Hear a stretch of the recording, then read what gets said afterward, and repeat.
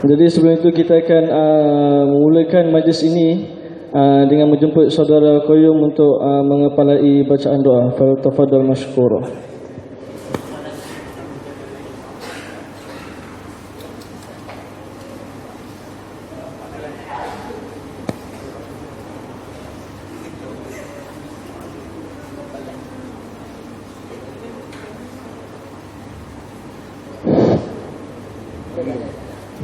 اللهم صل على سيدنا محمد. بسم الله الرحمن الرحيم. الحمد لله رب العالمين والصلاة والسلام على أشرف الأنبياء والمرسلين وعلى آله وصحبه أجمعين. Ya Allah, ya Tuhan kami, ya Allah, ya Tuhan kami, berkatilah majlis kami pada hari ini, ya Allah. Ya Allah, ya Tuhan kami, ya Allah, ya Tuhan kami, ampunlah dosa kami, ya Allah. Ampun dosa guru-guru kami, ya Allah. Ampun dosa seluruh muslimin muslimat yang hadir pada hari ini, ya Allah. Ya Allah, ya Tuhan kami, dengan keberkatan guru-guru kami, ya Allah, Kau berkatilah majlis kami pada hari ini, ya Allah. Ya Allah, ya Tuhan kami, Kau jadikanlah majlis ini sebagai wasilah tautan mahabbah di antara kami, ya Allah.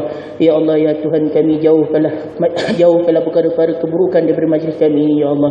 Ya Allah, ya Tuhan kami, limpahkanlah rahmat-Mu, ya Allah. Limpahkanlah keampunan-Mu, ya Allah. Limpahkanlah pahala dan ketinggian maqam-Mu, ya Allah. Ya Allah, limpahkan juga kepada kami sakinah, ya Allah. Rabbana zalamna anfusana wa illam taghfir lana wa tarhamna lanakunanna minal khasirin. Wa sallallahu alaihi Muhammadin nabiyyi ummi wa alaihi wasallam walhamdulillahi rabbil alamin. Amin amin ya rabbal alamin. Terima kasih kepada saudara Qayyum. Jadi suka saya di sini untuk membacakan sedikit tentatif program kita pada hari ini. Kita akan mulakan perasmian kita bersama dengan Director Stag iaitu Mr. Norizan, dan selepas itu kita akan melihat persembahan daripada kumpulan nasyid Lantisi. Selepas itu kita ada slot-slot yang mana kita menjemput para ustaz, para habaib datang untuk memberikan mutar kata kepada kita semua. Jadi tanpa membuangkan masa lagi, saya ingin menjemput Director Stag kita, yakni Mr. Norizan, untuk memberikan sepatah kata sekaligus merasmikan program Salat Baskers Festival 2016. Dengan segala hormatnya dipersilakan.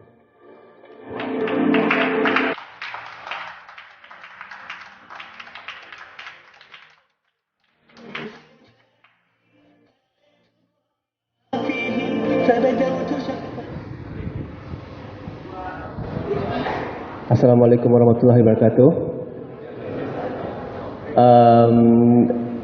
Terima kasih pengurusi majlis, Presiden IMAP, tuan-tuan dan puan-puan sekalian.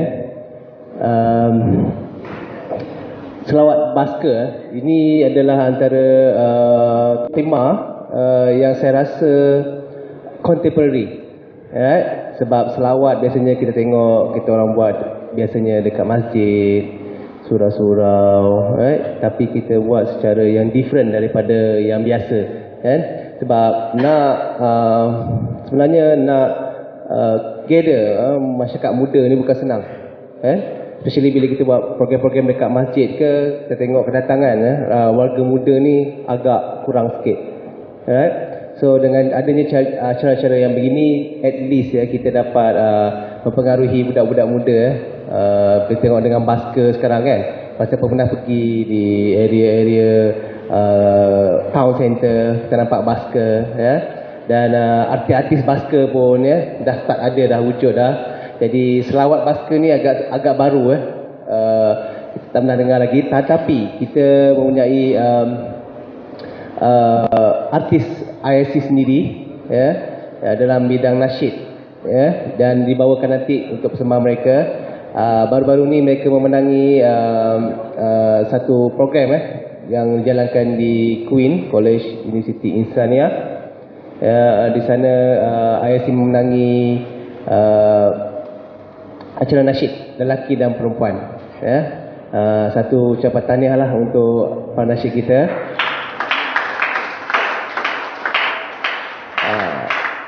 Pada hari tu pun bila saya tengok dia orang punya persembahan tu agak memberasakan juga, wow cakap sebab dia membawa satu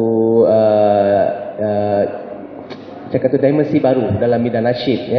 Sebelum ni nasyid kita tengok dengan nada yang agak slow, tapi dibawakan saat kini dibawakan dengan lebih contemporary. Jadi itulah antara dakwah juga tu nasyid. Kalau kita tengok dakwah biasa ni kadang-kadang orang cakap apa dakwah ni kan, balik-balik dalam bentuk muzik yang slow, tak ada satu perkembangan yang baru. Jadi isu macam ni yang kita dapat tarik untuk muda dan festival ni hari ni diadakan hingga malam insya-Allah, dan pelbagai-bagai antara penceramah-penceramah muda yang akan dipanggil. Jadi saya harap tuan-tuan puan-puan enjoy hari ini, di mana kita ada juga food truck dekat luar tu, nampak tak? Di mana mereka ada jualan-jualan makanan lah, pakaian lah. Di belakang kita ada archery, memanah. Lepas ni kalau nak pergi tengok, boleh tengok belakang tu ada memanah. Dan pada waktu ini kita ada futsal di sebelah sana. Permainan futsal, mereka ada competition futsal dekat sebelah sana. Pun boleh lawat di sebelah sana. Dan saya tak cakap lagi dengan lebih lanjut. Jadi dengan ini saya merasmikan Selawat Baskers Festival 2016. Sekian, terima kasih.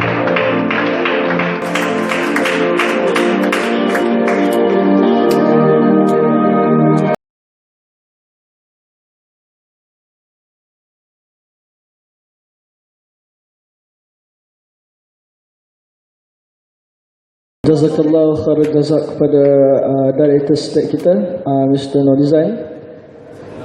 Jadi sebelum itu saya ingin mohon maaf sekiranya cara percakapan saya atau sebagainya mungkin tidak anda fahami ataupun kurang jelas, kerana saya adalah MC atau pengacara yang baru dilantik beberapa jam.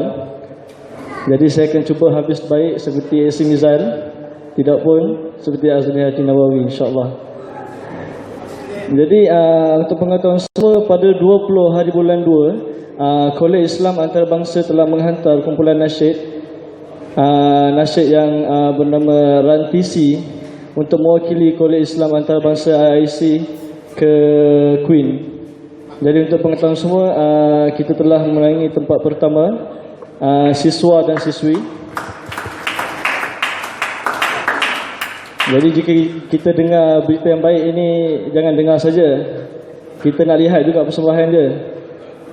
Jadi kumpulan ini baru ditubuhkan pada tahun ini di bawah kelolaan saudara Muhammad Nur Naim dan Muhammad Afifi. Jadi saya mohon beri sepenuh perhatian kepada kumpulan ini, kerana mereka adalah salah satu kumpulan yang mendapat sambutan yang hangat di Queen. Jadi dengan segala hormat saya mempersilakan kumpulan Rantisi.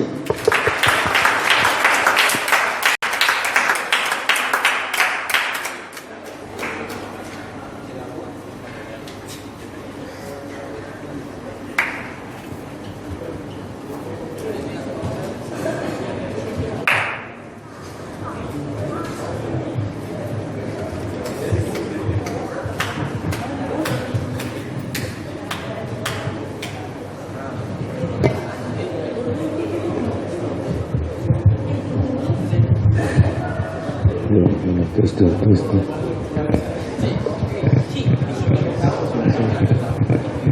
Salah satu itu ya. Terus Allah. Subhanallah. Bismillahirrahmanirrahim. Assalamualaikum warahmatullahi wabarakatuh. Selamat tengah hari semua. Jadi selamat pagi tengah hari mungkin.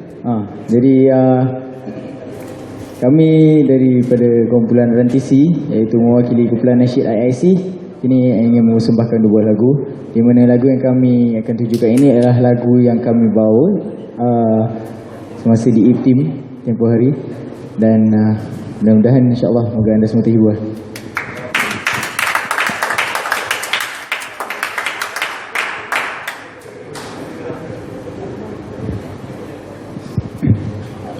Ya Allah, Ya Allah,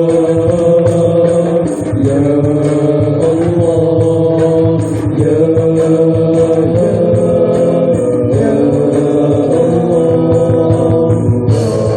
kiamana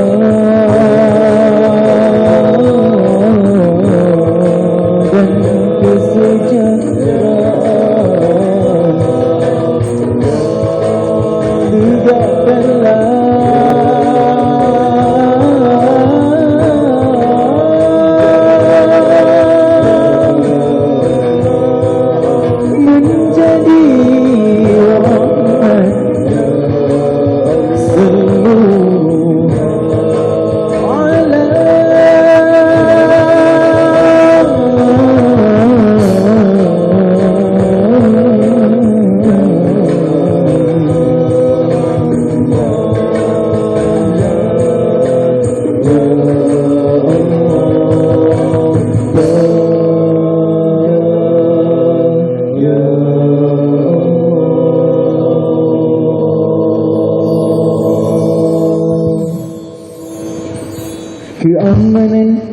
dimekarkan, keamanan dilebarkan, berkembanglah di buana hidup aman sejahtera. Keamanan dimekarkan, keamanan dilebarkan, berkembanglah di buana hidup aman sejahtera. Arah tuju perpaduan, capai erat di genggaman. Arah tuju perpaduan, capai erat di genggaman. Jangan leraikan ikatan berpaut hati sesama insan. Tiada ketenangan yang merusak jiwa dari sinar. Perpecahan merentangi dunia, menghancurkan peradaban manusia. Ayolah semua bangkitlah bersama, menghidupkan semangat keamanan kita. Keamanan dimekarkan, keamanan dilebarkan, berkembanglah di buana hidup aman sejahtera. Keamanan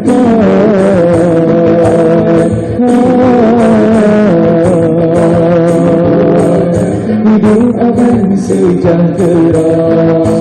Kemana kita dibayangi alpa, mencari jalan diredainya. Kemana kita mencari cahaya, kembali pada Maha Pencipta.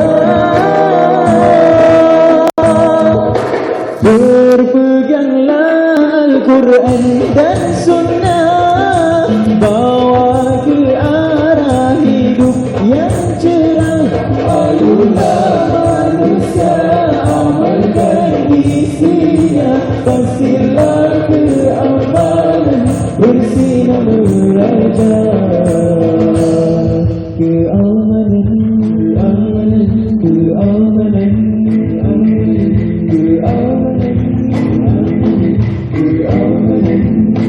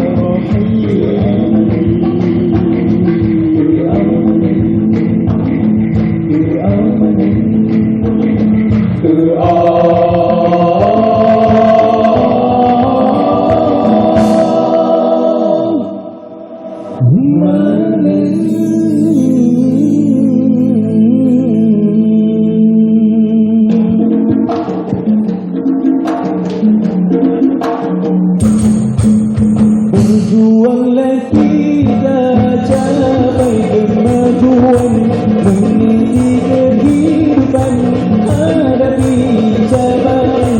Berjuanglah kita capai kemajuan, meniti kehidupan, hadapi cabaran. Persiapkan diri dengan amalan, bersatu hati membina keamanan dan kesejahteraan dunia. Keamanan dimekarkan, keamanan dilebarkan, berkembanglah di buana hidup aman sejahtera. Keamanan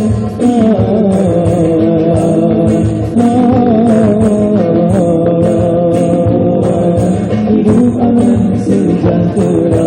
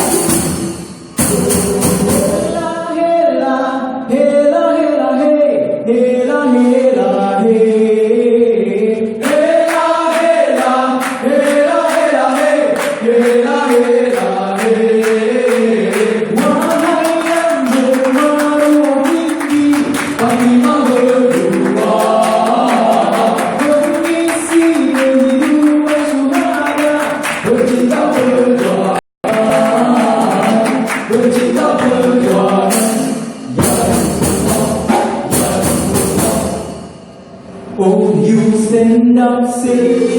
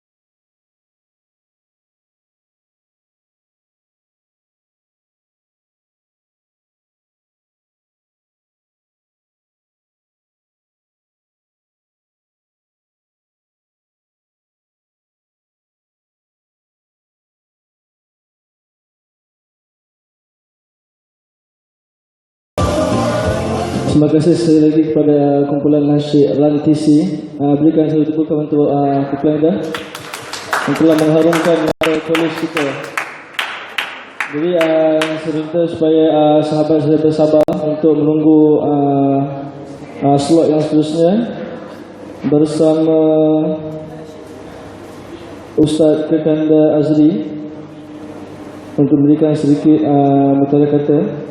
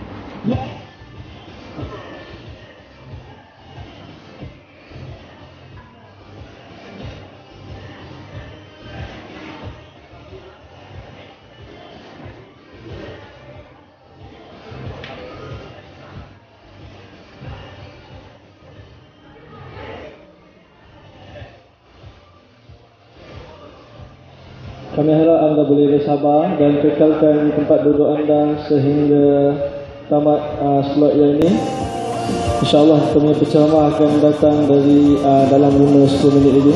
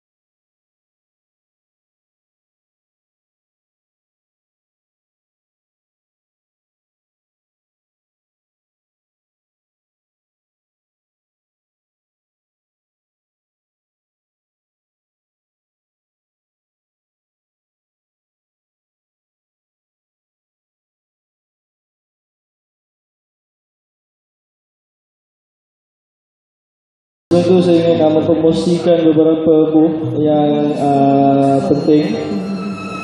Di depan dewan ini kita ada buku yang menjual majalah-majalah buku-buku Islam. Di luar kita ada buku makanan, kita ada food truck. Dan seterusnya kita akan teruskan lagi dengan ceramah ataupun usrah santai kita daripada Ustaz Iskandar Azri.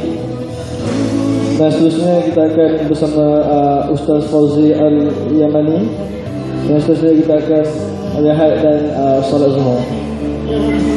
Selepas itu kita akan sambung dengan ceritaan kepada Rasulullah bersama Ustaz Huzaif Al-Nuslan.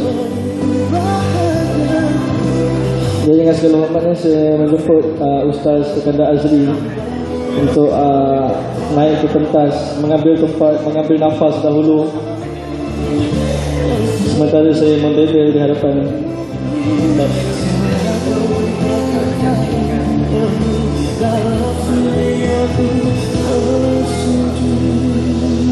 Alhamdulillah, kita punya penceramah telah sampai.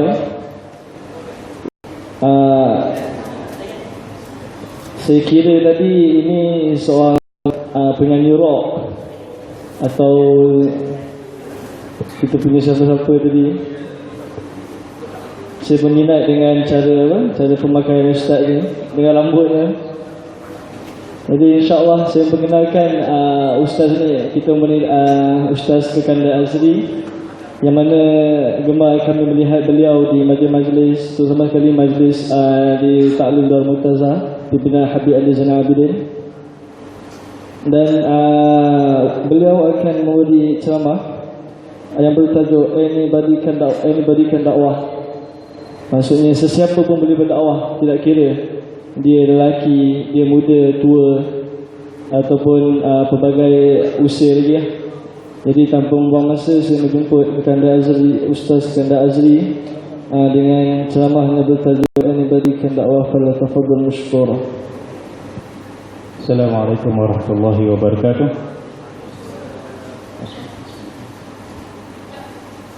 Alhamdulillahirabbil alamin. Wassalatu wassalamu ala asyrafil anbiya'i wal mursalin wa ala alihi sayyidina Muhammadin wa ashabihi ajma'in. Asyhadu la ilaha illallah wa asyhadu anna Muhammadan abduhu wa rasuluh. Allahumma shalli ala sayyidina wa nabiyyina wa habibina wa syafi'ina wa zufrina wa maulana Muhammad wa ala alihi wa sahbihi wa sallim wa barik alaihi ajma'in. Raditu billahi rabba wa bil islami dina wa bi Muhammadin sallallahu alaihi wasallam nabiyya wa rasulah. Subhanaka la ilma lana illa ma 'allamtana innaka antal alimul hakim. Rabbi shrah li sadri wa yassir li amri wa hlul 'uqdatam min lisani yafqahu qawli. Amma ba'du. Sekali lagi assalamualaikum warahmatullahi wabarakatuh. Lapor tu pukul 12 ni kan. Allah Rabbi. Ada orang anggap lapor ni. Sebenarnya Al-Fakir tak layak duduk di hadapan. Selesanya Al-Fakir duduk di bawah bersama dengan antum semua.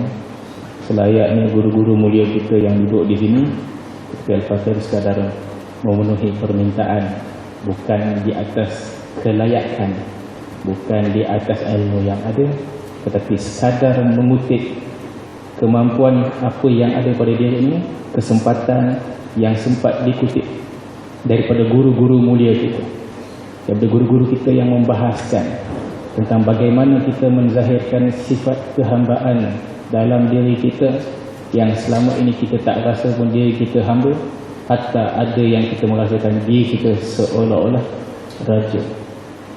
Jadi nak bahaskan kepada sesiapa pun boleh berdakwah. Anda nak sebutkan sebab hari ini tema kita Mahabbah Rasulullah sallallahu alaihi wasallam.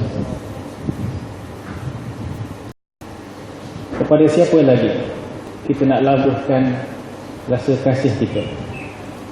Kepada siapa lagi kita nak redupkan mata kita bila kita pejam mata, namanya terukir di dalam kelopak mata kita?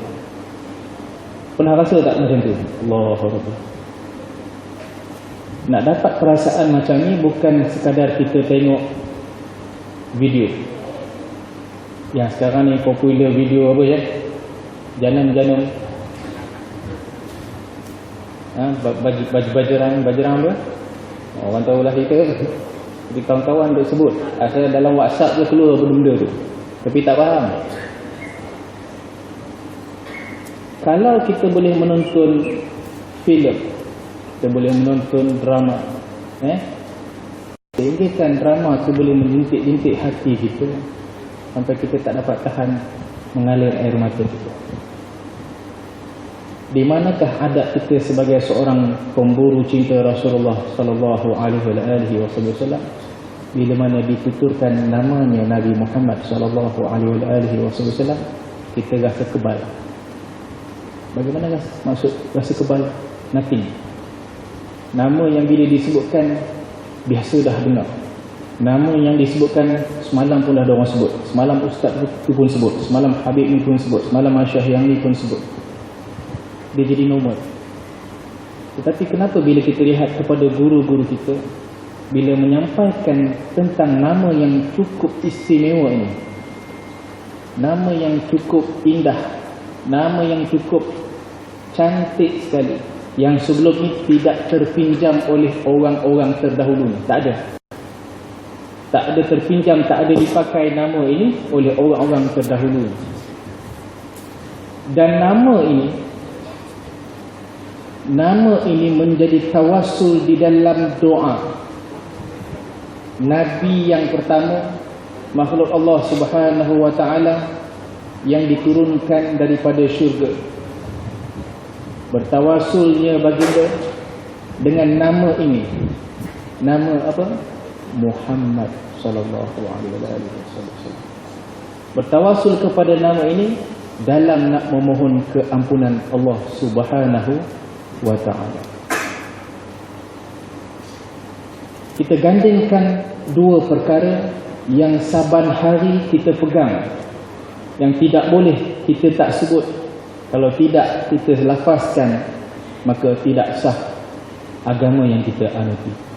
Kalau di dalam solat tidak ada syahadah, sah tak solat? Lebur amalan, angkat jari saja-saja tanpa ada kalimah itu terpaut. Tapi ada beberapa kategori orang yang bila mana dia nak melafazkan kalam tersebut, kalam yang cukup mulia, dia merasakan satu scene yang sedang happening, seolah-olah preview itu berulang balik di dalam akalnya, subur di dalam hatinya, hatta sampai ada guru-guru yang memberitahu, sehingga seolah-olah ada bau harum yang hadir saat jari telunjuk hendak diluruskan. Asyhadu an la ilaha illallah wa asyhadu anna Muhammadar Rasulullah. Kita rasa hairan, kita rasa pelik. Bagaimana setengah golongan boleh merasakan sehingga sedemikian rupa saat jari telunjuk diluruskan, melafazkan namanya Allah Subhanahu wa taala dan melafazkan namanya Nabi Muhammad sallallahu alaihi wasallam, sehingga kan hadir rasa nikmat, sehingga kan hadir rasa manisnya beribadah. Cuba kita cari poin-poin kepada orang-orang tertentu dan kepada sebahagian-sebahagian yang tertentu. Kita tanya dia yang wajib, halas, lulus, cemerlang, yang wajib dia dah lakukan. Tetapi bila mana nak masuk kepada perkara-perkara sunnah, perkara-perkara sunat, Allahu Akbar, dua golongan, sama ada dia merasakan terbang untuk melaksanakan ibadah tersebut, hatta tidak dijadikan satu perkara yang wajib ke atas diri dia, ataupun secara sukarela, secara penuh kecintaan, penuh rasa kesanggupan, bersungguh-sungguh nak menyempurnakan hatta ia cuma perkara yang sunat. Maka bibir-bibir orang yang biasa melafazkan, kalau buat dapat pahala, tak buat pun bukannya dapat dosa. Betul? Dalam bab sunat. Tapi bagaimana orang-orang yang memburu kasihnya Allah Subhanahu wa taala, dia mencari kesempurnaan dalam memenuhi sunnah-sunnahnya Rasulullah sallallahu alaihi wasallam. Maka ini dalam dua keadaan yang kita tanyakan kepada diri kita. Hatta sekecil-kecil perkara yang bagi kita, mungkin ramai di sini student. Kalau kata contoh bangun tengah malam, hatta tidak tersabit dengan uzur syar'i dan sebagainya, kita tidur saja-saja di tengah malam dan boleh bangunnya awal pada waktu solat fajar kita, solat subuh kita. Normal. Tapi merasa bangga. Kenapa merasa bangga? Dapat menggunakan solat sunat subuh 2 rakaat. Ada kebanggaan ke situ. Dia boleh merasa bangga. Tak ada masalah. Dan dapat pula dia berjamaah, solat subuh berjamaah. Dapat takbiratul ula. Takbir yang first kali, dia dah ada dah di dalam saf. Tidak seperti mana golongan yang kedua, ketiga, keempat, kelima, ataupun golongan yang terakhir yang mana langsung tidak solat. Kita jangan bandingkan yang itu. Kita bandingkan dengan orang yang masih mendirikan solat. Dia mengerjakan yang wajib. Solat subuh berjemaah dia dapat. Kalau dia duduk awal lagi daripada itu, dia menantikan azan, dia dapat solat sunat subuh. Tapi dia tak bangun di tengah malam. Dia bangun pada waktu siang normal. Berbeza dengan golongan para guru mulia kita, para alim ulama. Mereka menuturkan kecintaan, kerinduan kepada Rasulullah sallallahu alaihi wasallam, maka apa yang dikasihi, apa yang disayangi, apa yang dicintai, yang sangat suka dilakukan oleh Rasulullah sallallahu alaihi wasallam, maka itu jugalah menjadi kecintaan, menjadi kasih, menjadi kerinduan untuk golongan para guru mulia kita untuk dihidupkan.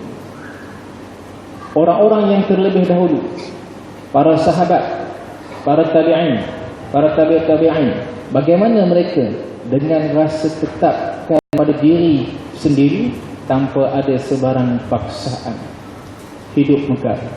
Contoh simple. Ada sahabat bila dia mendengarkan kehebatan tahajud, dia mengetahui bibit-bibit ketinggian darjat orang yang bertahajud, maka dia pun bercita-cita nak bertahajud.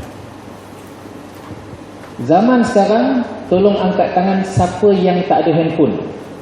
Susah orang nak angkat tangan.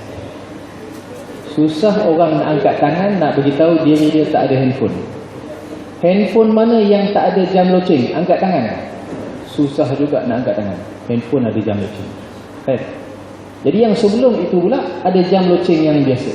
Jadi sahabat ni bila dia mengetahui kelebihan bangun di tengah malam, maka dia beli 2-3 jam. 2-3 jam termasuk dengan handphone dia sekali. Tujuan dia nak bangun di tengah malam. Maka berbunyilah jam loceng yang pertama. Kreng, dia pun tekan. Tujuan dia tekan sebab dia tahu jam yang kedua lagi setengah jam. Tunggu jam yang kedua bunyi. Kreng, tekan lagi. Tunggu jam yang ketiga pula. Setengah jam lagi, jam yang nombor 3 pula akan berbunyi. Katalah contoh dia bangun pukul 4, yang pertama setengah jam, pergi pada pukul 4, 4.30. Yang kedua 4.30 bunyi, pergi pukul 5. Bunyi pula yang ketiga, kreng, pun tekan. Sikit lagi dia kata. Dan dia meletakkan badan dia, dan dia terus tidur. Tiba-tiba buka mata, hari tidak lagi pada waktu malam. Hari telah pun siang, matahari telah pun tegak. Allahu Akbar. Orang Melayu kita panggil subuh gajah. Apa dosa gajah kat sini? Sian dengan gajah. Tak ada kena-mena dengan cerita ni, nama dia juga sabit nama.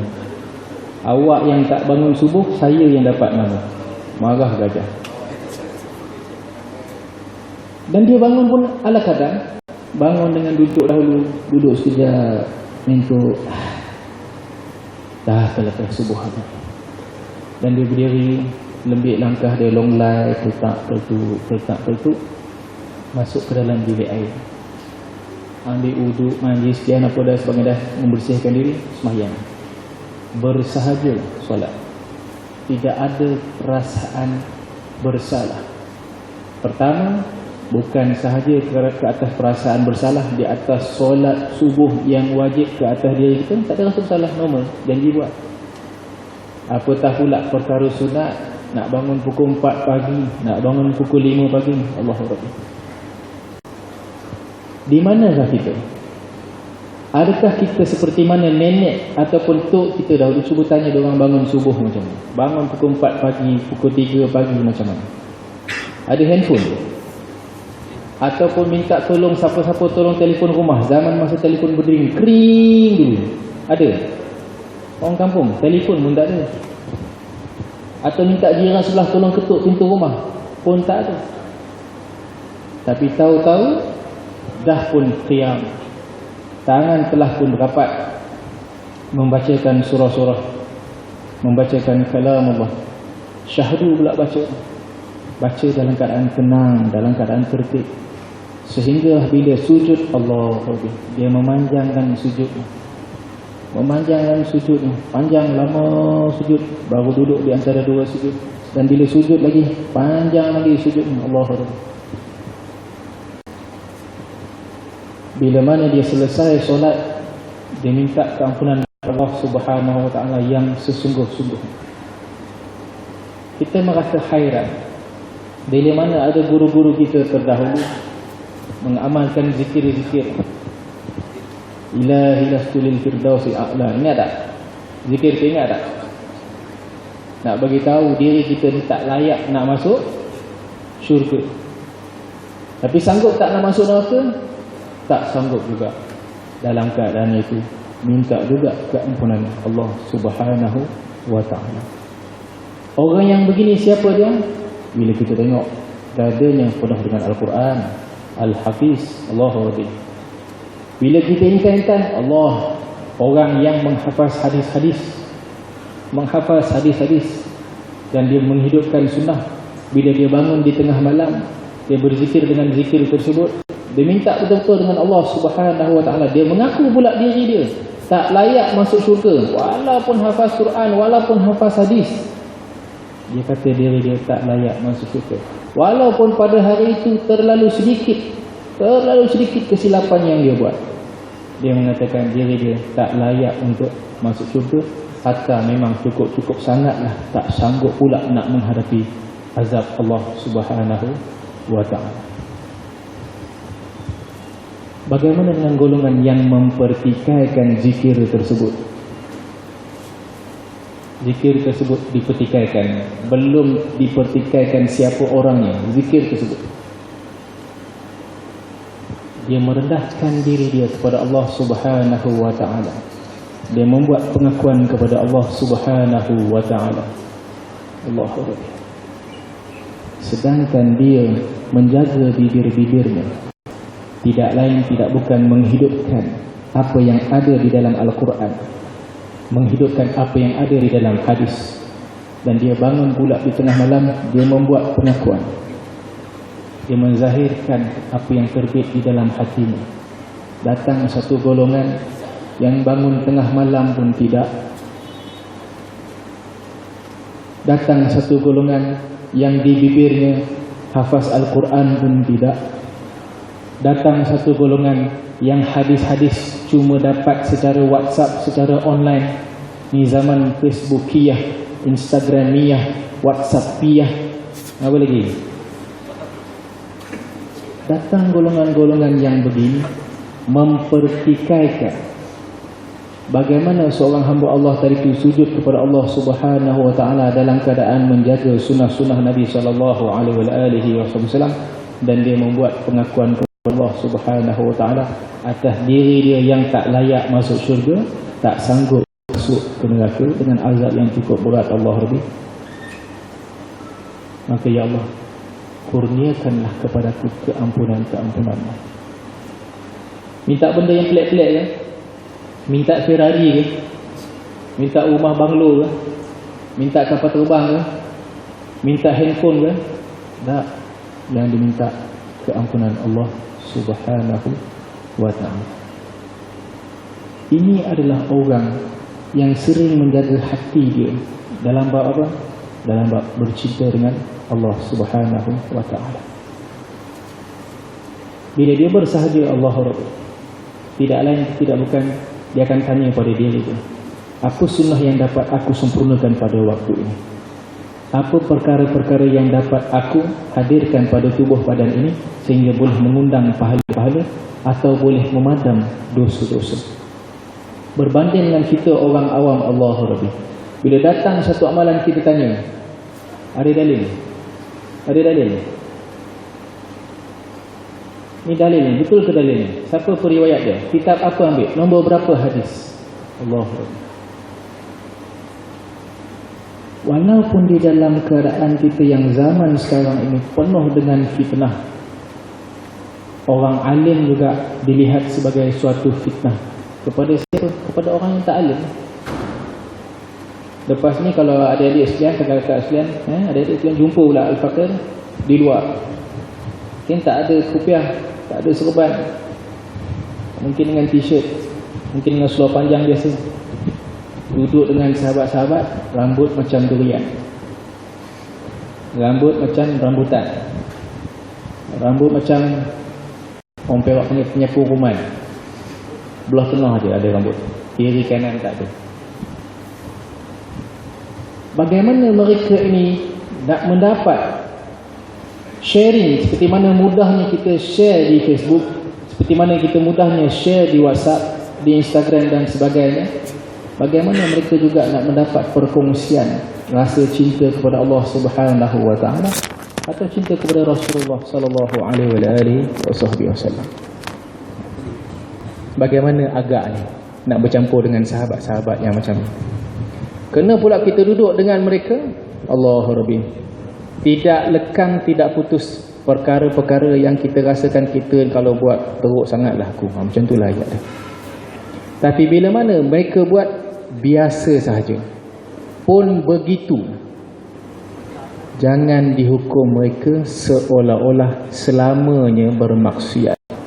Jangan dihukum mereka ini seolah-olah akan masuk neraka terlebih dahulu, confirm masuk neraka. Allah Rabbi, tengok atas bawah, atas bawah, atas bawah, macam nak masuk neraka je. Tak. Al-Fakir berkenalan dengan seorang sahabat daripada golongan yang begitu, sekadar duduk sahaja dengan dia orang. Di atas meja kita, kalau kita ni air yang paling pelik, air manis-manis, air Milo, air coklat ke, sekarang ni ada cawan besar. Berapa ringgit cawan? RM5. Minum kenyang seminggu. Itu air kita paling glamour lah zaman sekarang ni. Dia paling glamour apa? Air yang ada logo harimau. Faham kan? Malah nak sebut, tak nak promotion pun. Air yang kalau kita minum, kepala tak betul. Air yang kita rasa kalau minum berdosa besar. Tapi bagi dia, ibarat minum air putih berulang-ulang. Bagaimana nak dakwah dengan kawan-kawan yang macam ni? Bagaimana nak kongsi rasa kasih seperti mana yang kita rasa kasih kepada Nabi SAW? Allah Akbar. Tak sampai beberapa bulan yang sudah Al-Fakir dijemput ke Central Market, CM. Dan majlis tersebut bukan majlis ilmu. Majlis tersebut adalah majlis orang panggil majlis goyang kepala. Majlis yang kalau orang melompat tak heran. Majlis yang mana kalau orang buka aurat biasa. Majlis yang mana bukan muhrim, bersentuhan, berpegangan tangan, normal. Tiba-tiba Al-Fakir diundang ke dalam majlis tersebut oleh orang sahabat. Dia kata, minta ustaz kongsikan sedikit ilmu dengan kami. Kami bagi masa lepas mayang asar tu sampailah pukul 6.30, 6.45. Allahu Rabbi. Sebelum naik ke atas pentas tersebut, berkumandanglah satu kumpulan kugiran muzik yang bila bermain memang kita rasa betul ke majlis kita ni. Dan mereka pula bila nampak kepada kita, dia kata, brother ni salah channel lah. Ni bukan malam cinta Rasul, brother. Dia tengok kita salah channel. Tujuan kita tidak lain tidak bukan apa yang kita mampu kutip daripada para guru tadi tu nak dikongsikan bersama dengan mereka. Sebelum Al-Fakir naik ke atas pentas, dengan drumnya, dengan bassnya, dengan gitar dan sebagainya, dengan penyanyi dan sebagainya. Dan selepas tu pula host menyebut brother-brother semua, sister-sister semua. Kita ada seorang ustaz yang kita jemput, kata dia. Lu orang semua dengar baik-baik. Apa yang baik ambil daripada ustaz ni, mudah-mudahan jadi bekalan untuk kita. Allah boleh sebut jadi bekalan. Pandai pula host sebut. Alhamdulillah. Kita yang nak naik ke atas ni dalam keadaan Allah Rabbi. Mampukah aku berkongsi sebaik mungkin kepada sahabat-sahabat ini? Apa kita risau? Sebab apa? Adakah mereka akan menerima kita? Perasaan khawatir setiap kali nak melangkah naik atas stage duduk berkira-kira, ya Allah ampunkanlah dosa aku ya Allah. Khawatir kita bercakap di atas kemegahan diri kita sendiri. Khawatir kita bercakap di atas rasa kita ni lebih baik daripada orang lain. Khawatir bila mana kita bercakap, kita merasakan kita lebih mulia daripada orang-orang yang ada di situ. Takut perasaan macam tu datang.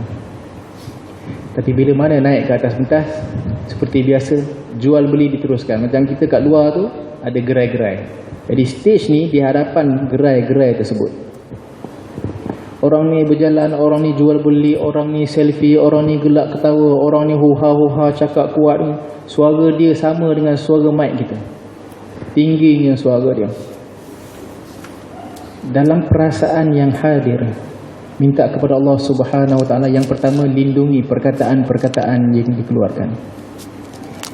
Yang keduanya, minta dengan Allah Subhanahu Wa Taala mudah-mudahan ada di kalangan di sini yang sudi meminjamkan telinga, mendengarkan apa yang nak disampaikan. Bukan sebab kita rasa kita baguslah, tetapi mudah-mudahan apa yang kita kutip daripada guru kita dapat dikongsikan dengan sahabat-sahabat. Ibaratnya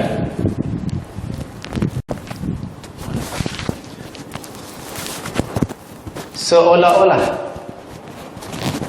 permintaan daripada seorang hamba yang sangat banyak dosa ni, Allah Subhanahu Wa Taala sangat-sangat faham, maha memahami.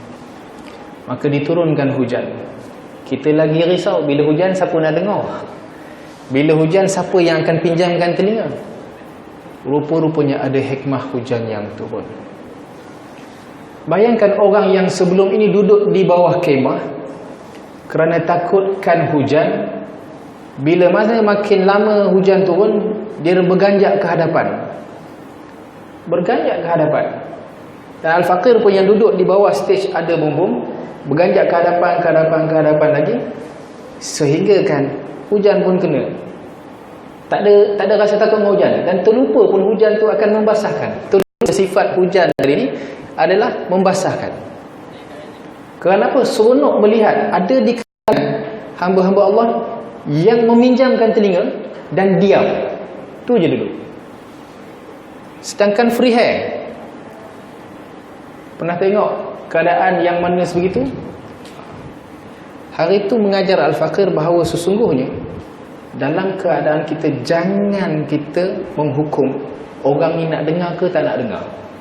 Buat kerja dulu. Buat kerja dulu. Sehinggalah sampai satu bab berdoa.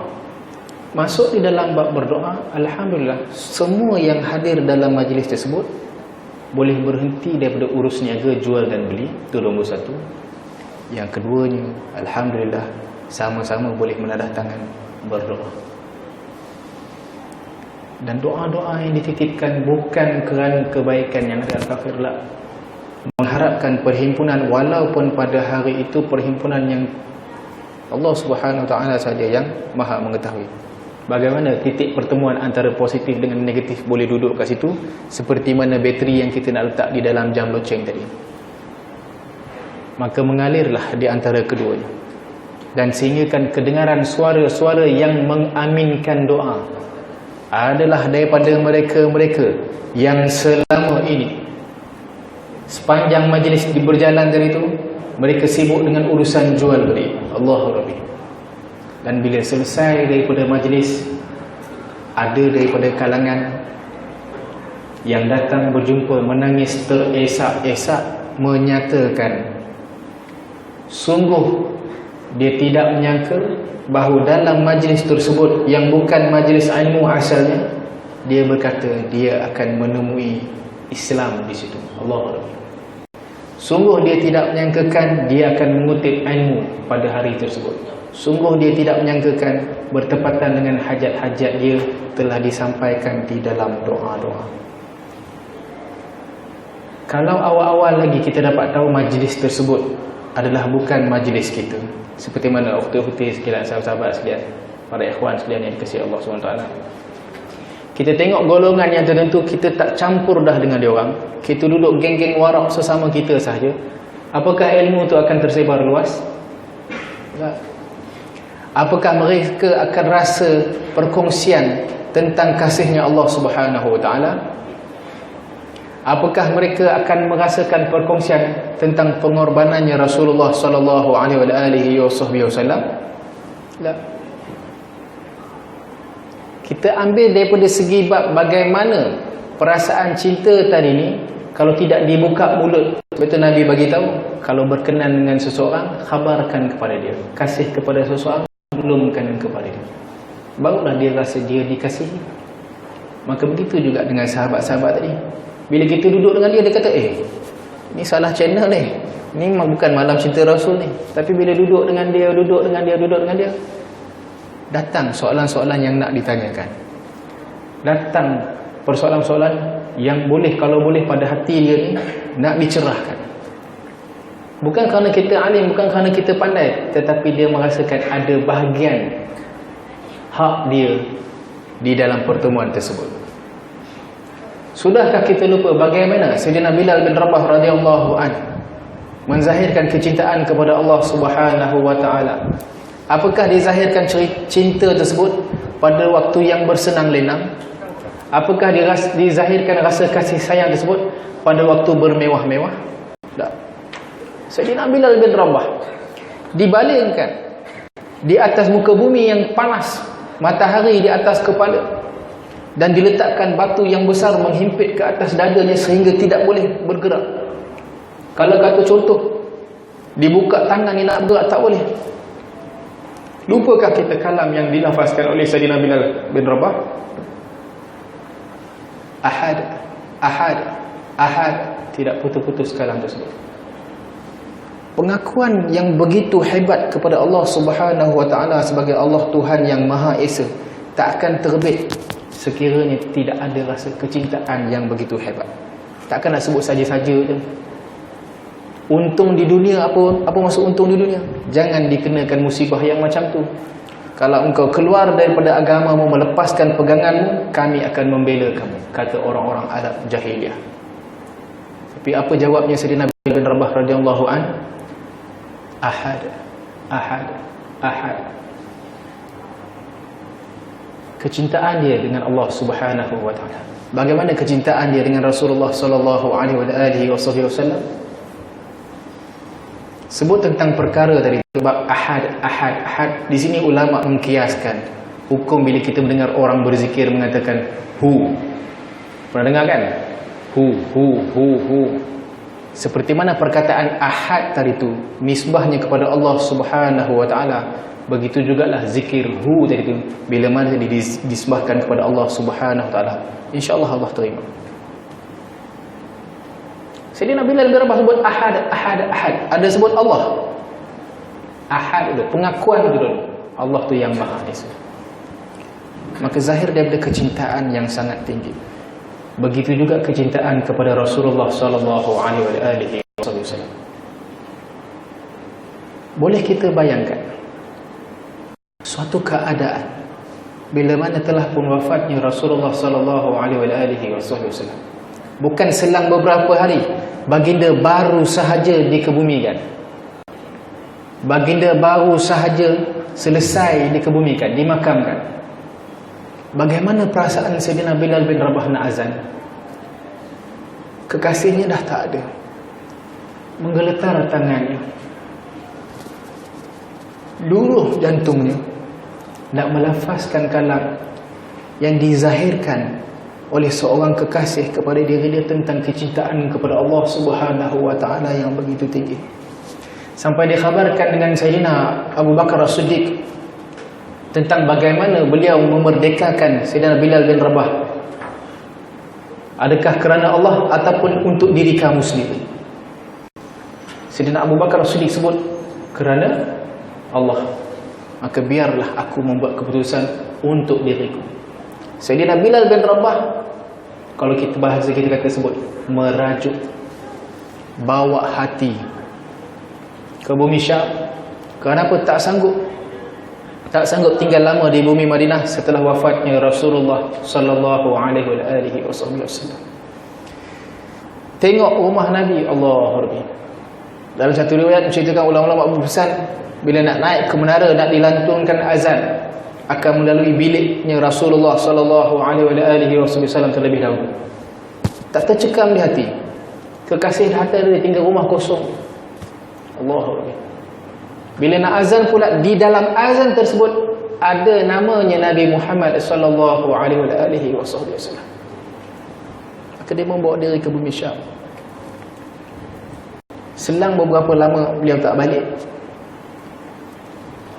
Beliau didatangi di dalam mimpi oleh Rasulullah sallallahu alaihi wasallam. Ceritanya cukup popular. Kita dah dengar. Kita dah tahu pun kesudahan cerita ni. Tapi kenapa nak dengar lagi? Kerana nilai kecintaan mekar di dalam kisah ni. Di dalam mimpi tersebut, Sayyidina Bilal bin Rabah radhiyallahu anhu bermimpikan Nabi sallallahu alaihi wasallam. Dan pada masa itulah jiwanya meronta-ronta nak balik ke bumi Madinah. Allahu Akbar. Sebab dah mimpi Nabi sallallahu alaihi wasallam. Kalau tidak dapat ditatap wajahnya Nabi Muhammad sallallahu alaihi wasallam, dapat tatap makamnya pun merubah hati. Maka balik. Bila sampai ke bumi Madinah, Allahu Akbar, diraihkan oleh para sahabat yang hebat-hebat. Orang-orang yang berjuang di sekeliling Nabi sallallahu alaihi wasallam. Yang orang-orang yang pada ketika itu bila nampak Sayyidina Bilal bin Rabah radhiyallahu anhu, belum keluar nama Sayyidina Bilal bin Rabah, dah tersenyum dah terbayang di akal fikiran. Apa dia? Rindu sungguh nak mendengar azannya Bilal bin Rabah radhiyallahu anhu. Allahu Akbar. Maka tidak ada permintaan lain. Bukan buah tangan. Kalau kita orang balik daripada umrah, balik daripada haji, kita mengharapkan buah tangan, kurma ke, buah tin ke, tasbih ke dan sebagainya. Tapi para sahabat tak minta benda lain.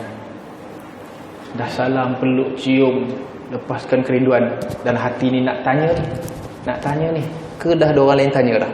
Nak tanya ni, ke dah ada orang lain tanya dah? Tidak ada permintaan yang dia diminta. Apa permintaannya? Ya Bilal, rindu sungguh kami kepada Rasulullah sallallahu alaihi wasallam. Leraikanlah kerinduan kami kepada Rasulullah. Lantunkanlah azan seperti mana engkau pernah lantunkan sewaktu baginda sallallahu alaihi wasallam masih ada bersama dengan kita dahulu. Sayyidina Bilal mendapat permintaan ini, mata dah berkaca, menahan di dalam dada.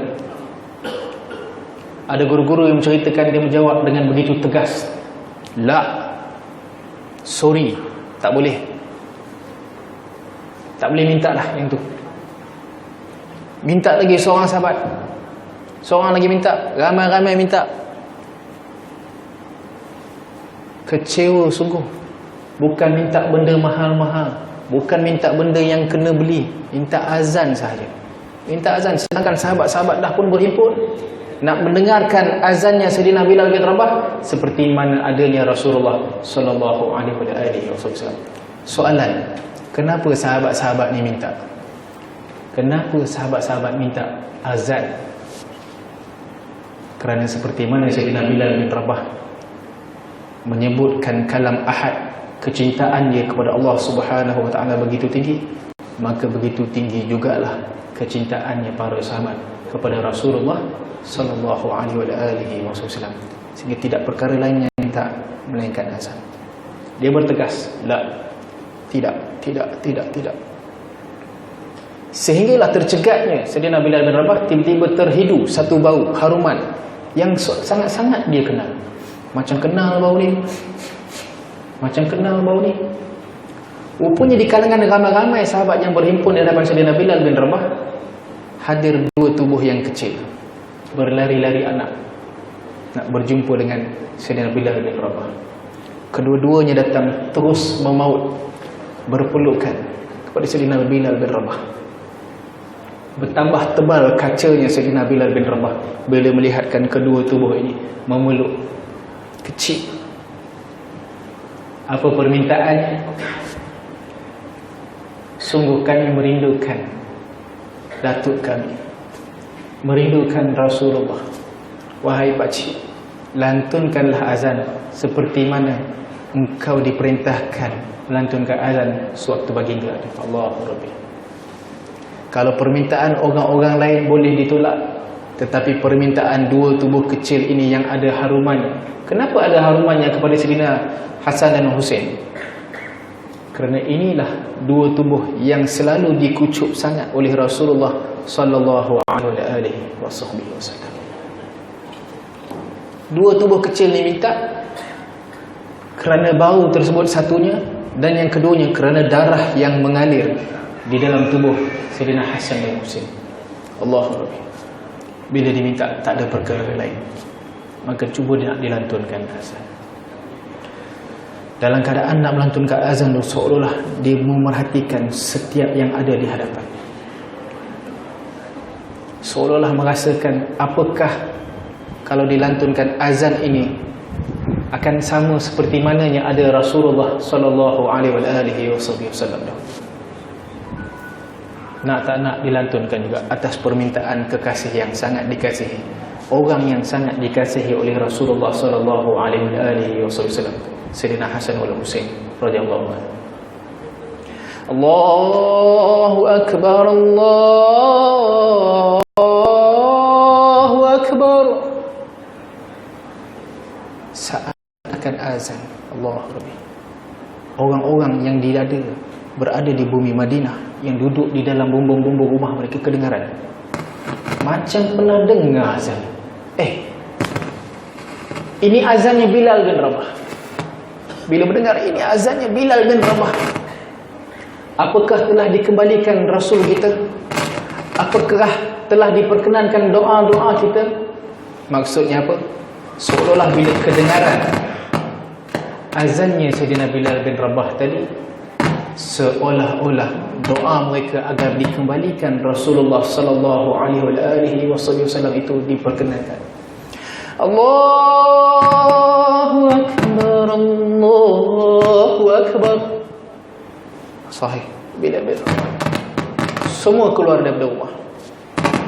Orang-orang yang duduk di dalam rumah tinggal urusan masing-masing, keluar daripada rumah. Penuh orang di atas jalan di Bandar Mubi Madinah. Asyhadu an la ilaha illallah.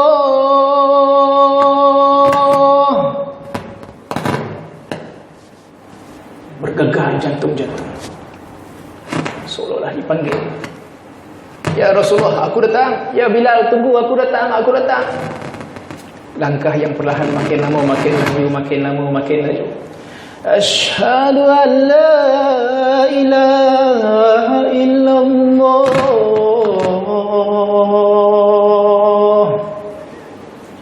Sambil berjalan mata berkaca, makin kabur pandangan, mengalir air mata, mendengarkan azan ini seperti mana adanya Rasulullah sallallahu alaihi wasallam.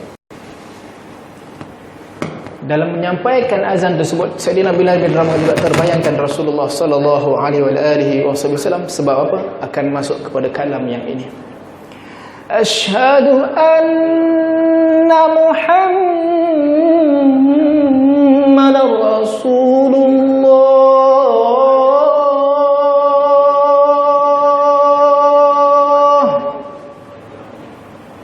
Tubuhnya makin kuat menggeletar. Makin menggeletar.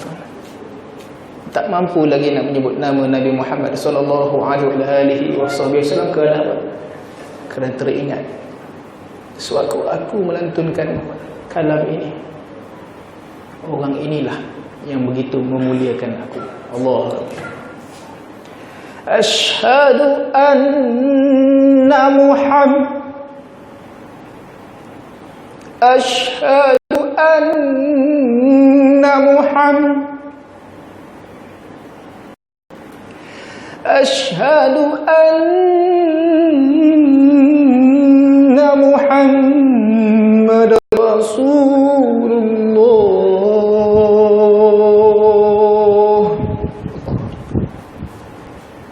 Saat kalam tersebut dilafazkan, seolah-olah Sayyidina Bilal bin Rabah melihat satu makhluk yang sangat dikenali, dan wajahnya orang tersebut memandang tepat ke matanya Sayyidina Bilal bin Rabah. Katanya Sayyidina Bilal bin Rabah apa? Sungguh aku kenal.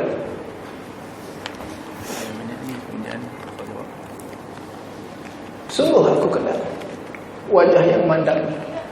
Bila tepat mata tersebut memandang kepada Sayyidina Bilal bin Rabah, gebah tubuh badannya ke atas muka bumi.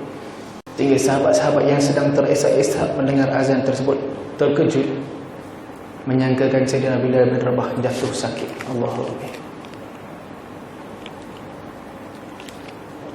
Bagaimana keadaan Sayyidina Bilal bin Rabah ketika itu? Apa yang ada? Bagaimana kita yang mendengar kalam ini, asyhadu anna Muhammadar Rasulullah? Apa yang ada? Apa bezanya kita bila mendengar, bila kita melafazkan? Kalau tidak mampu hadir perasaan rindu bila nama itu disebutkan, kita duduk dengan orang-orang yang pada mata kita, merekalah yang terlebih dahulu merindui Rasulullah sallallahu alaihi wasallam. Merekalah yang lebih mencintai Rasulullah sallallahu alaihi wasallam. Kepada siapa? Guru-guru mulia kita. Orang-orang yang menyandarkan kita kepada rindunya Rasulullah sallallahu alaihi wasallam. Orang-orang yang bila bercerita, orang-orang bila menyampaikan kisah-kisah, tidak ada kisah lain, menyampaikan kisah-kisah supaya hati kita mekar mencintai Rasulullah sallallahu alaihi wasallam. Kalau pepatah Melayu mengatakan, dari mana datangnya cinta? Dari mata turun ke hati. Soalannya, apakah kita pernah melihat Rasulullah sallallahu alaihi wasallam? Tak. Tanda cinta itu lebih hebat daripada orang yang pernah bertentang mata. Tanda cinta itu lebih agung daripada orang yang pernah bertemu di hadapan muka. Tanda cinta itu lebih indah, lebih manis lagi daripada orang yang meminang, yang nak melihat pasangan. Kan kita tak pernah berjumpa, tapi namanya pasti mungkin akan terkalang pada bibir kita setiap detik. Allah Akbar. Maka mekarkan tubuh badan kita, mekarkan akal kita, mekarkan rintihan dalam hati kita, mekarkan kecintaan, mekarkan kerinduan. Bagaimana keadaan nak memekarkan? Menghidupkan sunnah-sunnah. Bila kita banyak menghidupkan sunnah-sunnah baginda Allah, maka makin mekarlah cinta kita seperti orang yang lebih dahulu.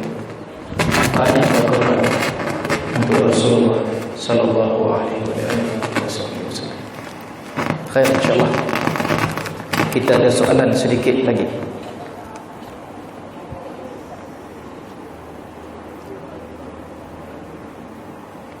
Soalan yang pertama. Assalamualaikum warahmatullahi wabarakatuh.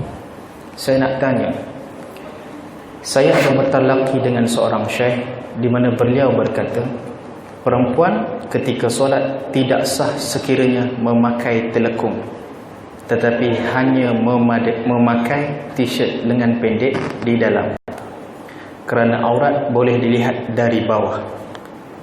Begitu juga perempuan yang tidak pakai telekung tetapi pakai tudung, baju kurung dan stokin lengkap, tetapi tidak memakai seluar di dalam, kerana aurat boleh dilihat dari belakang kaki ketika sujud. Adakah ini salah satu pendapat daripada mazhab Syafi'i? Khair. Di dalam bab solat, yang pertamanya sekali, khawatir kita leka daripada memberi perhatian apa yang Syekh tersebut ucapkan. Apakah benar tidak sah bila kita solat dengan tidak memakai, kata contoh, dengan kita ni memakai telekung. Pakai telekung saja tidak sah solat. Dua perkara. Bila mana dengan telekung itu sendiri boleh mengundang fitnah dalam keadaan sewenang-wenangnya. Mungkin itu yang dihuraikan oleh Syekh tersebut. Bila kita memakai telekung dalam keadaan mungkin jarangnya kain tersebut, dalam keadaan ada jenis telekung yang zaman sekarang ni, telekung yang ketat mengikut alur bentuk tubuh muslimah. Kenapa selabuh-labuhkan pakaian tadi itu sehingga boleh menutup dalam keadaan supaya tidak mudah fitnah tadi sewenang-wenangnya tersebar. Kalau kata contoh, seorang muslimah sedang mendirikan solat dan dihembus oleh angin yang kuat, sedangkan dia tahu sebelum daripada itu, ini di dalam bab adab, dia tahu sebelum daripada itu telekung ini akan mendatangkan fitnah ke atas diri dia. Ini di dalam bab adab. Sama seperti mana orang lelaki solat yang tidak ada pakaian dalam, t-shirt bahagian dalam ke atau singlet dan sebagainya, dan dia memakai baju yang cuma menutup pusatnya sahaja, dan seluar yang dikenakan betul-betul atas sedikit daripada pusat, tetapi fitnah terjadi bila mana dia sujud. Pernah dengar cerita ni kan? Atau pernah nampak kan? Alur belah belakang tu terdedah, masa itulah nak tarik, masa itulah nak tarik, masa itulah nak tarik. Maka muslimah lebih tinggi lagi, berganda-ganda lagi. Kerana apa? Bukan sahaja fitnah sesama muslimah yang ada di dalam saf-safnya, tapi kena ingat, zaman sekarang ni dalam surau, dalam masjid pun ada kamera yang dirakam. Mungkin Syekh tadi mengkhawatirkan keadaan tersebut.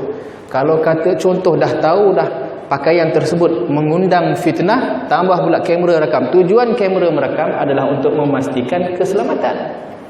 Tetapi bila mana muslimah sedang solat di dalamnya pula dengan pakaian yang sedemikian, boleh mengundang fitnah. Maka berhati-hati. Bila mana kita tahu keadaan yang sebelum kita mendirikan solat, perkara-perkara tersebut boleh menyebabkan solat kita tidak sah, maka ditinggalkan. Apa hukum kalau dia tetap memakaikan? Pakai juga, apa jadi? Dia melanggar adab dan solatnya sama sekali tidak sempurna. Sekadar sah sahaja bila nak tutup, bila nak tutup, bila nak tutup, macam orang lelaki tadi, tarik, sekadar sah sahaja. Tapikah adakah kesempurnaan? Pakaian kita kalau kita tengokkan, walaupun tidak wajib bertelekung, yang sebenarnya tidak wajib bertelekung, tetapi kita tengok telekung-telekung yang tradisional bersifat memelihara aurat muslimah. Setuju tak setuju? Telekung yang tradisional, jangan telekung yang sekarang ni, yang jarang, yang nipis, yang melekat pada tubuh dan sebagainya. Belum kita lagi berjalan ke luar negara, kita lihat orang pakai telekung warna hitam, ataupun sekadar tidak berpakaian telekung, sekadar memang itulah pakaiannya di luar solat, itulah pakaiannya di dalam solat, tetapi lebih memelihara tubuh muslimah tersebut daripada telekung. Ada tak pakaian macam ni? Ada. Bagaimana orang ini bersungguh-sungguh menjaga urusan dia dengan Allah Subhanahu wa ta'ala. Khair. Soalan yang kedua, apakah batal wuduk sekiranya angin keluar dari kemaluan ketika solat? Dua perkara, batal dan tidak batal. Bagaimana tidak batal? Memang dia penyakit. Memang penyakit, tak boleh buat apa. Tetapi solat boleh tak ditinggalkan? Tak boleh tinggal. Memang itu penyakit dia. Ada sahabat itulah penyakit dia, dia bagi tahu tak boleh buat apa dah. Memang itu penyakit. Tapi apakah boleh ditinggalkan? Tak boleh ditinggalkan. Solat tersebut kepada dia mungkin jatuh kepada syarat memelihara dia daripada jatuh berdosa, meninggalkan solat. Bila mana dia sempurna dalam keadaan yang dikenal pasti dia sihat, dia qada balik. Kalau dia berulang balik solat tersebut, sampailah dia meyakini solat tersebut terlepas daripada perkara-perkara yang membatalkan solatnya. Penyakit lain, kalau saja-saja sekali-sekala keluar, baik. Orang yang sepanjang masa, begitu juga dengan muslimah, kata contoh yang darah selalu keluar lebih daripada tempoh-tempoh tertentu. Ini dia kiaskan kepada perbuatan tersebut. Lebih daripada tempoh-tempoh tertentu, kata contoh 15 hari, adakah boleh ditinggalkan solat? Wajib bagi dia mendirikan solat kerana ia termasuk dalam bab penyakit. Khair.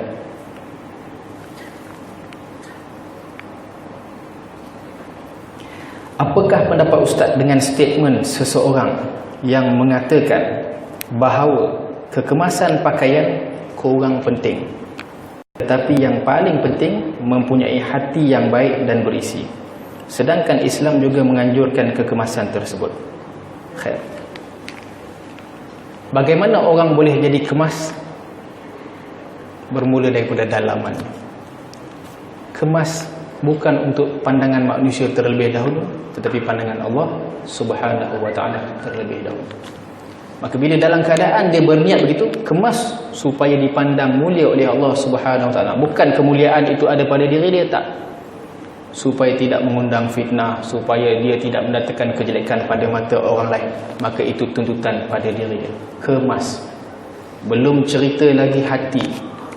Hati yang bersih mesti nak kepada jiwa yang kemas, tubuh badan yang kemas. Tapi Ustaz, saya ada tengok orang yang selekeh. Kerana apa dia selekeh?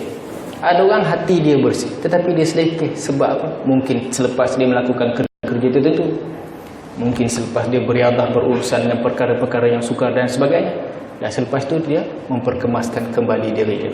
Tetapi saja-saja dia membiarkan dirinya tidak kemas. Kena faham, selekeh ataupun tidak kemas dengan orang kata dengan perpakaian yang bersih, bukan mestinya dia orang yang tidak memiliki hati yang tidak bersih.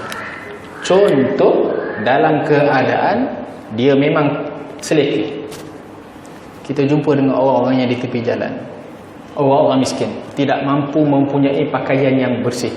Pada pandangan kita selekeh, tapi dia tidak mampu mendapatkan pakaian yang lebih kemas daripada itu. Tapi itulah pakaian dia yang paling kemas sekali yang dia ada. Khair. Dia orang yang memiliki hati yang bersih. Kita pula, bila mana kita memandang sedangkan kita rasa diri kita kemas, kita pandang kejelekan yang ada pada orang tersebut, maka ketahuilah hati kita lebih kotor daripada pakaian yang tidak kemas tersebut. Khair.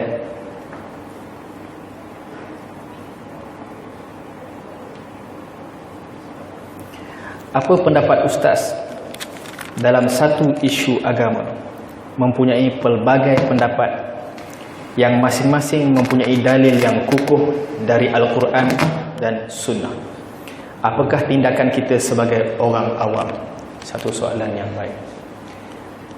Pertamanya, orang-orang awam, bila kita berguru ataupun kita menjadikan satu sumber untuk kita mendapatkan maklumat, kita orang awam, kita tidak bermanhaj, kita tidak bersandarkan kepada mazhab orang awam. Tapi bila dia tengok, dia nak pegang yang mana, sedangkan yang A ada pandangan, yang B ada pandangan, yang C ada pandangan. Bila mana kita duduk di dalam satu masyarakat, duduk di dalam kebiasaannya masyarakat kita di Malaysia, terutamanya bermazhabkan Imam Asy-Syafi'i. Yang ni dahulu. Sebelum kita kata ada juga pandangan Imam Al-Maliki mengatakan begini dalilnya, ada juga begitu dengan pandangan Imam Hanafi, pandangan Imam Hanbali, boleh juga kita follow. Sedangkan dalam bab adab tidak sempurna. Mazhab yang kita sedang anuti sekarang ini pun tak sempurna, melanggar adab. Contoh dalam bab sembahyang, boleh tak saya Ustaz nak ambil wuduk ikut mazhab Imam Hanafi, tapi sembahyangnya ikut Imam Asy-Syafi'i? Melanggar adab. Kerana dia ada susun rangkai yang tidak boleh dipisahkan antara satu sama lain. Begitu juga di dalam umrah, begitu juga di dalam haji. Kalau buat umrah, ambil wuduknya, cara macam mana kita nak duduk di dalam ihramnya, tawafnya, sekian-sekian, perkara-perkara yang membatalkan dan sebagainya, semua mesti ikut satu susur mazhab. Jangan kata yang ni kita ambil mazhab Imam Maliki, yang ni kita nak ambil mazhab Imam Hanafi. Maksudnya kita ni sangat-sangat bersalah. Kenapa? Kenapa Imam Syafi'i Begitu dia meluruskan suatu pandangan yang dia mengambil dalil-dalil bukan daripada dirinya sendiri sahaja, tapi kita yang senang-senang mengambil dalil-dalil untuk kesenangan diri kita sendiri sahaja. Kalau ada isteri ada kat rumah, ambil wuduk, biar tak nak batal, ikut pandangan yang lain. Tapi bila pergi masjid, nak pula ikut pandangan Imam Syafi'i, dia bertukar. Begitu mudah. Islam itu mudah, tetapi jangan ambil mudah. Memudah-mudahkan tu ikut suka hati kita. Isteri dah terpegang, sentuh pandangan dalam pandangan kita, mazhab kita, di situ sengaja, tak sengaja, asal di situ, batal tak batal suami isteri? Batal. Tapi dia menganggap nak mudah, kerana nak mudah dia tak nak dah ambil wuduk, dia terus solat. Sedangkan bab dalil-dalil kenapa ulama-ulama berijtihad kepada suatu pandangan dalam Imam Syafi'iyah, kenapa dia mengatakan batal, ada dalilnya. Bab taharah pun kita tak habis mengaji, tiba-tiba nak mengatakan ada tambahan ataupun ada pandangan daripada mazhab-mazhab imam yang lain. Taklid kita kepada imam yang mana? Boleh berubah-ubah. Maka bahaya dengan golongan yang begini. Walaupun sebenarnya dalam mazhab yang lain tidak menjadi suatu kesalahan. Dia kata berlapang dada lah. Memang boleh berlapang dada. Tapi bertetapan dalam suatu mazhab pada satu-satu perkara itu, ataupun di dalam kelompok masyarakat yang kita duduk, boleh mengelak daripada mengundang fitnah. Satu kes orang sembahyang, Allahu Akbar, Sami Allahu liman hamidah, Rabbana walakal hamd. Kan? Seorang sahabat bunyi kat belakang, hamdan thayyiban katsiran mubarakan fi. Kata contoh dia baca, macam pernah dengar ayat ni. Tapi boleh ke buat baca dalam sembahyang?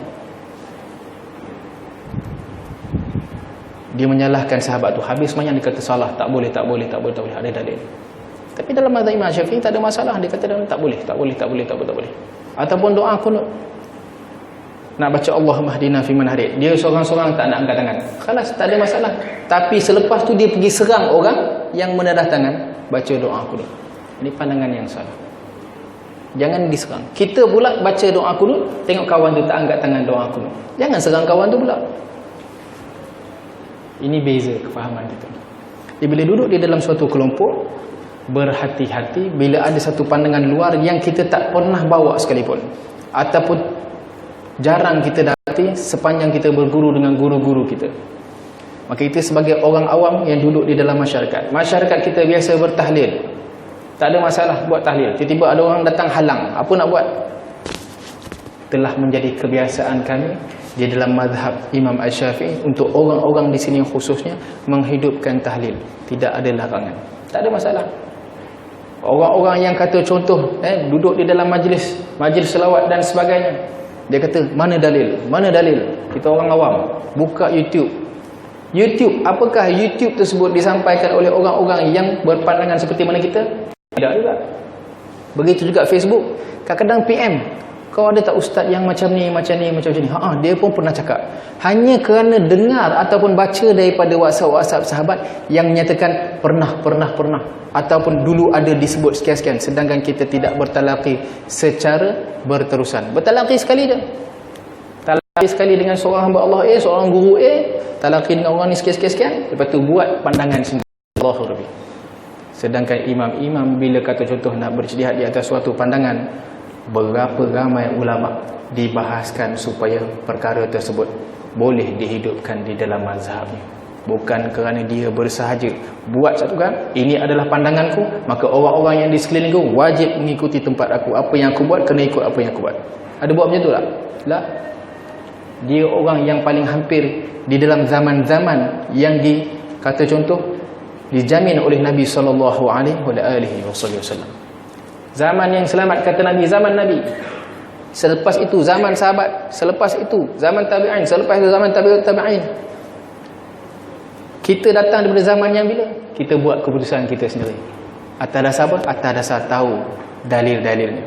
Sebab itu di dalam bahas hadis, ulama-ulama pesan, guru-guru pesan, Islam di akhir zaman dimatikan dalam bab suatu-suatu perkara yang kita rasa normal. Apa dia? Dimatikan para alim ulama. Ini cara Allah mengangkat ilmu, memutuskan ilmu. Faham cara memutuskan ilmu? Ilmu yang guru tersebut ada, putus daripada dia bila mana dia sudah berhenti mengajar. Allah matikan dia. Sedangkan Al-Quran dan hadis ada tak? Ada. Tapi datang syaitan mengganggu akal kita. Dalil ada, dalil ada, dalil ada. Kita berijtihad sendiri. Sedangkan kefaqihan, kefahaman yang ada pada guru tersebut, Allah telah angkat dengan mematikan guru tersebut, dengan mematikan ulama-ulama tersebut.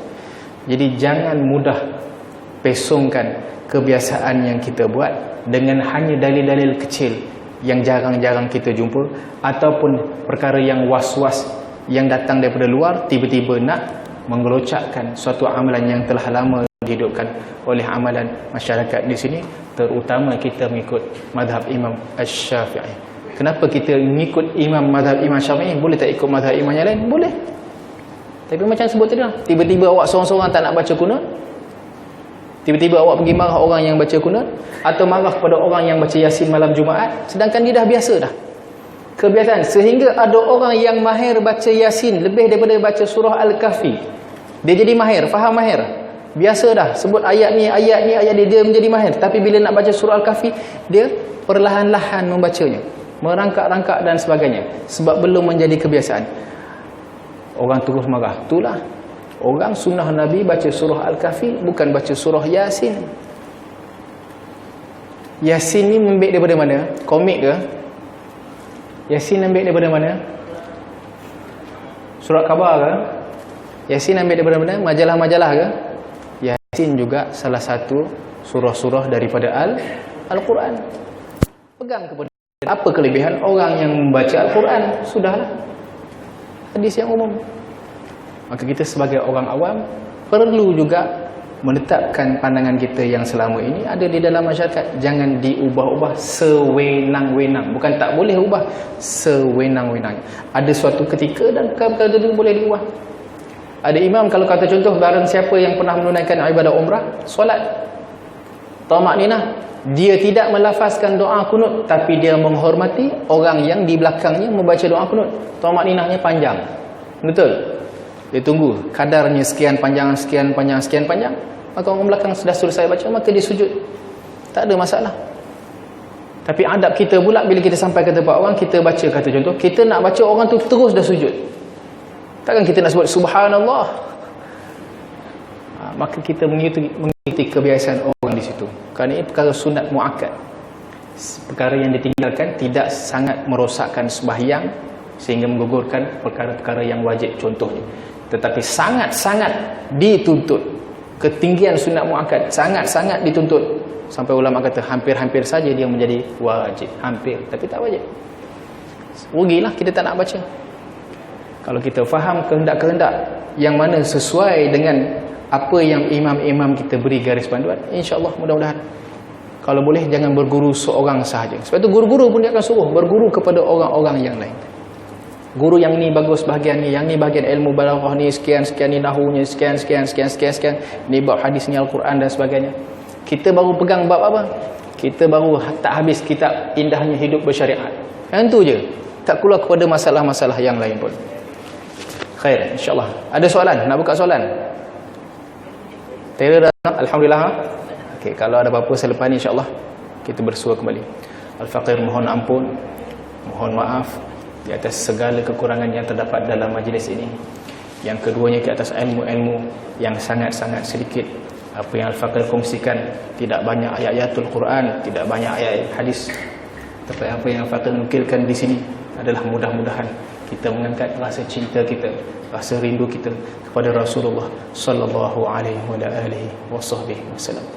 Kalau seperti mana Sayyidina Bilal bin Rabah tadi, bila menyebut saja namanya Rasulullah sallallahu alaihi wasallam, seolah terasa bagai dirobek jantung.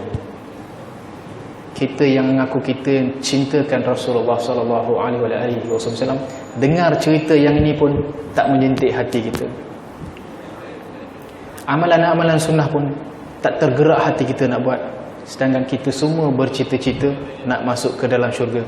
Kita semua bercita-cita nak menjadi tetamunya Rasulullah sallallahu alaihi wasallam, ke telaga kausarnya Rasulullah sallallahu alaihi wasallam.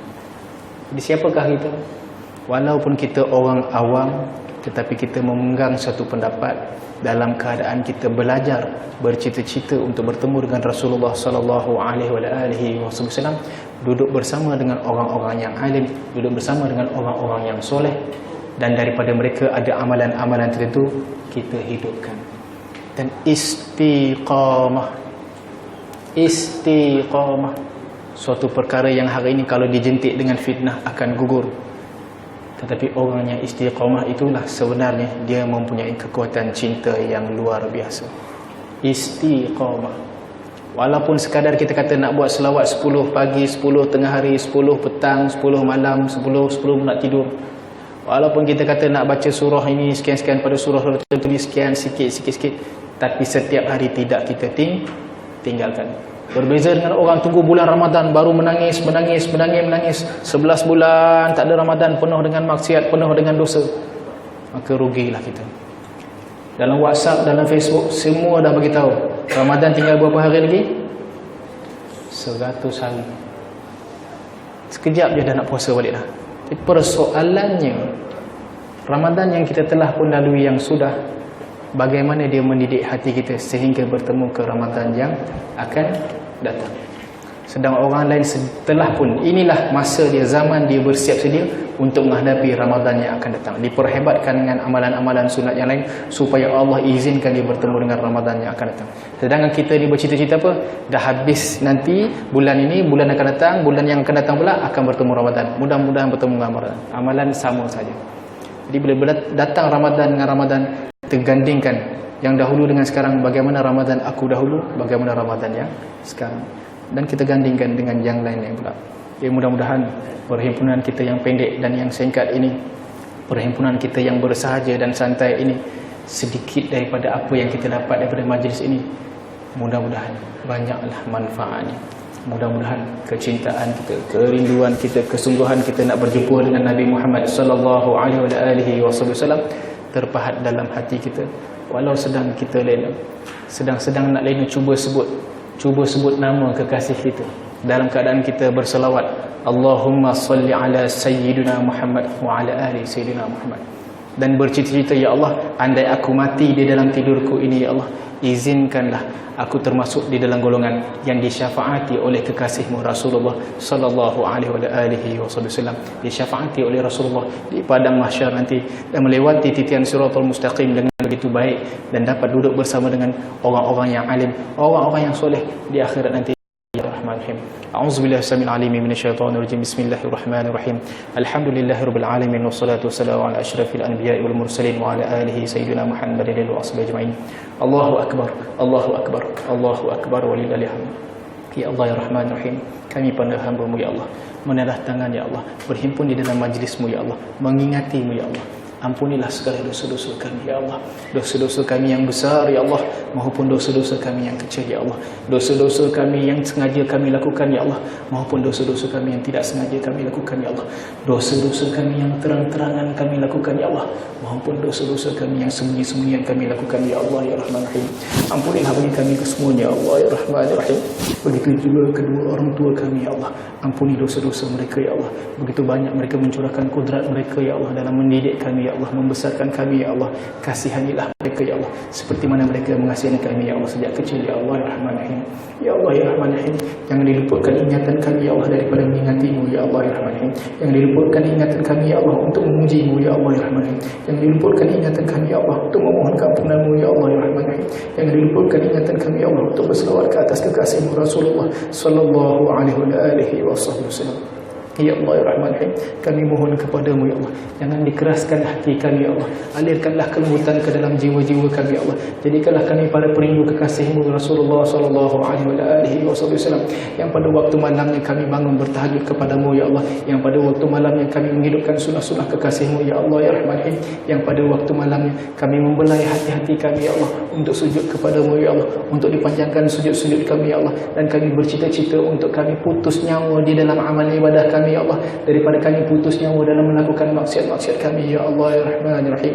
Ya Allah ya Rahman Rahim, kurniakanlah kami ilmu yang bermanfaat, rezeki yang baik dan halal ya Allah ya Rahman Rahim. Begitu juga amalan-amalan yang Engkau terima ya Allah ya Rahman Rahim. Sungguh jari jemari kami ya Allah banyak melakukan dosa hari ini ya Allah. Sungguh jari jemari kami ya Allah banyak melakukan pekerjaan-pekerjaan yang banyak melupakan Engkau ya Allah ya Rahman Rahim. Sungguh jari-jari kami ya Allah, kami khawatir ya Allah di akhirat nanti akan menjadi saksi bagi kami ya Allah ya Rahman Rahim. Maka jadikanlah jari jemari kami ya Allah menjadi saksi ke atas perbuatan kami memuji-Mu ya Allah, untuk mengingati kepada kekasih-Mu Rasulullah sallallahu alaihi wasallam, berduduk dengan orang-orang yang soleh ya Allah ya Rahman Rahim, duduk dengan orang-orang yang alim ya Allah ya Rahman Rahim, dan meruntun hati-hati kami ya Allah, membentuk hati-hati kami ya Allah ya Rahman Rahim untuk kami taat kepada-Mu ya Allah ya Rahman Rahim. Rabbana hab lana min azwajina wa dzurriyyatina qurrata a'yun waj'alna lil muttaqina imama. ربنا ظلمنا أنفسنا وإن لم تغفر لنا وترحمنا لنكونن من الخاسرين ربنا آتنا في الدنيا حسنة وفي الآخرة حسنة وقنا عذاب النار وقنا عذاب النار وصلى الله على سيدنا محمد النبي الأمي وآله وصحبه وبارك وسلم سبحان ربك رب العزة عما يصفون وسلام على المرسلين والحمد لله رب العالمين. قال الله سبحان الله.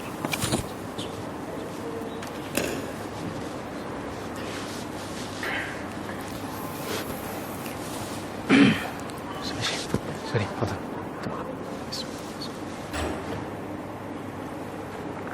Jazakallah kepada Ustaz kepada Azli dan kesemudahan-mudahan yang diberikan kepada kami. Kami di sini akan mendoakan supaya Ustaz berkati Allah Subhanahu Wa Taala diberi kebanyakan ilmu kepada Ustaz dan memberi manfaat kepada kami insyaAllah. Amin. Jadi kami silakan Ustaz untuk menjaga minggu ini.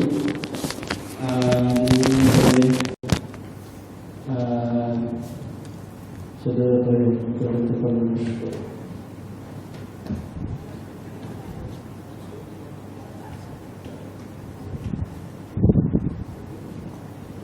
Okay, insyaAllah tamat sudah majlis kita untuk sesi yang pertama. Dan kita akan bersambung pada sesi yang kedua pada jam 2 petang insyaAllah bersama Ustaz Fauzi Al-Yamani, iaitu bekas diri kita.